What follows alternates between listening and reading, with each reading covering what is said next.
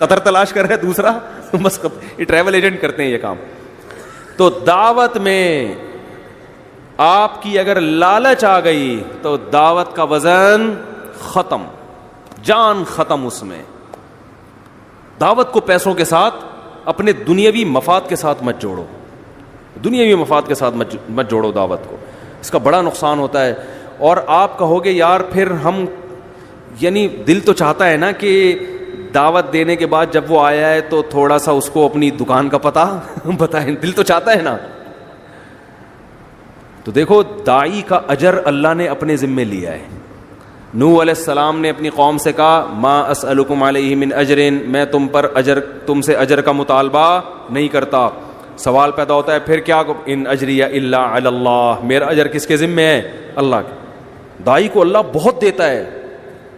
یہ رزق ایسی چیز ہے, استغنا کے ساتھ جب آتا ہے نا تو چھپڑ پھاڑ کے آتا ہے. یہ آدمی بھاگتا ہے رزق سے اور رزق اس کے پیچھے بھاگتا ہے. وہ نبی صلی اللہ علیہ وسلم نے فرمایا جس نے آخرت کو اپنا اصل ہدف بنایا نا تو اتتہ الدنیا وہی راغمہ, دنیا بھی ملتی ہے لیکن ناک رگڑتے ہوئے ملتی ہے, ذلیل ہو کے ناک رگڑ رہی ہوتی ہے, کہتی قبول کر لے ہمیں, لیکن ایسے ملتی ہے دنیا. اور ہم نے تو علماء کی زندگی میں دیکھا ہے جنہوں نے رزق کو لات ماری نا کہ دین کو اصل ہدف بنایا, رزق ایسا بھاگ رہا ہے, ایسا بھاگ رہا ہے ان کے کہ وہ حیران ہے کہ یہ ہو کیا رہا ہے ہمارے ساتھ. ایسا رزق بھاگتا ہے اس کے پیچھے, اور یہ ہر داعی کے ساتھ ہوتا ہے. تو اس میں کاروبار کو الگ رکھو بالکل, سمجھ رہے ہو. میں یہ نہیں کہہ رہا کاروبار مت کرو, یہ تو بیوقوفی حماقت ہے, بھیکاری بن جاؤ گے, ہر وقت منہ سے دالیں ٹپکتے رہیں گی, یار ادھر سے کوئی جیب میں ہاتھ ڈالے شاید کچھ ہدیہ ودیہ نکال رہا ہو, ٹھیک ہے نا, یہ حالت ہو جاتی ہے انسان کی. تو استغنا کے ساتھ نبی صلی اللہ علیہ وسلم نے فرمایا کہ ایماندار تاجر قیامت کے دن پیغمبروں کے ساتھ ہوگا. میں تو تاجروں کو ایسا موٹیویٹ کرتا ہوں, میں کہتا ہوں تمہاری آمدن کتنی ہے, وہ کہتے ہیں 3 کروڑ. میں کہتا 3 کروڑ میں کیا ہے, 3 کروڑ کی آمدن ہے, میں تو ایسے موٹیویٹ کرتا ہوں. لوگ کہتے ہیں آپ مولوی ہو کیا میں کہہ رہے ہو, مولانا تو کہتے ہیں 3 کروڑ, ہو بھائی کیا کر رہا ہے, سارا کیا پیسوں میں ہی لگایا رہے گا. میں کہتا ہوں 3 کروڑ کو 6 کروڑ بنا بھائی تو. وہ کہتے ہیں کس قسم کی باتیں کر رہے ہو. میں کہتا ہوں بھائی مسلمان کے مضبوط ہونے سے اسلام مضبوط ہوگا.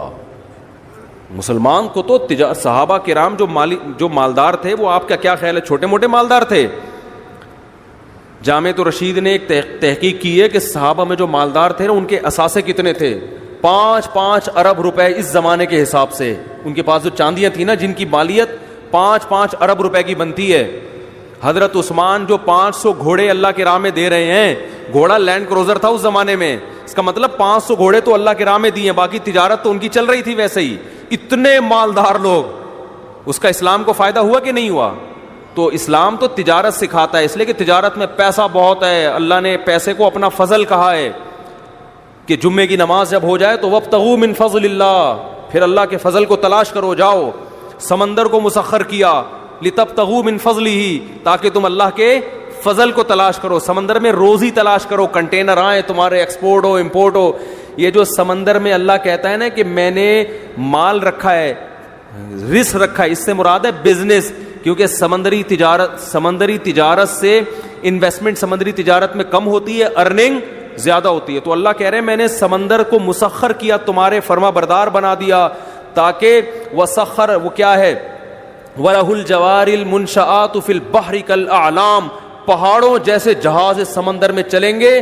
کیوں؟ رزق تلاش کرنے کے لیے. تو یہ رزق کیسے تلاش ہو رہا ہے؟ کنٹینر میں مال جائے گا بھی اور کنٹینر میں مال آئے گا بھی. تمہارے کنٹینروں نے, یہ تو سمندر اللہ نے ہمارے لیے بنایا ہے. اور آپ یہاں گولے گنڈے کی دکان کھول کے بیٹھے ہوئے ہو کہ جب گولے گنڈے سے میرا گزارا ہو رہا ہے تو مجھے کنٹینر کی کیا ضرورت ہے. دیکھو گزارا کے لیے تو 2 وقت کی روٹی کافی ہے, شکر ادا کرنے کے لیے تو یہ ہے کہ جس کو 2 وقت کی روٹی بھی مل رہی ہے, ناشکری اس کے لیے جائز نہیں ہے. جب بھی وہ ملے بولے بھائی اللہ کا دیا میرے پاس بہت کچھ ہے, لیکن کمائے قوم کے لیے, مذہب کے لیے, اسلام کے لیے, اللہ کے لیے, کہ اوپر والا ہاتھ نیچے والے ہاتھ سے بہتر ہوتا ہے. جب آپ کے پاس دولت آئے گی جائز طریقے سے, حلال طریقے سے آپ خرچ کرنے والے بنو گے, سر اٹھا کے جیو گے. اللہ کو مخلوق کے سامنے غلامی پسند نہیں ہے.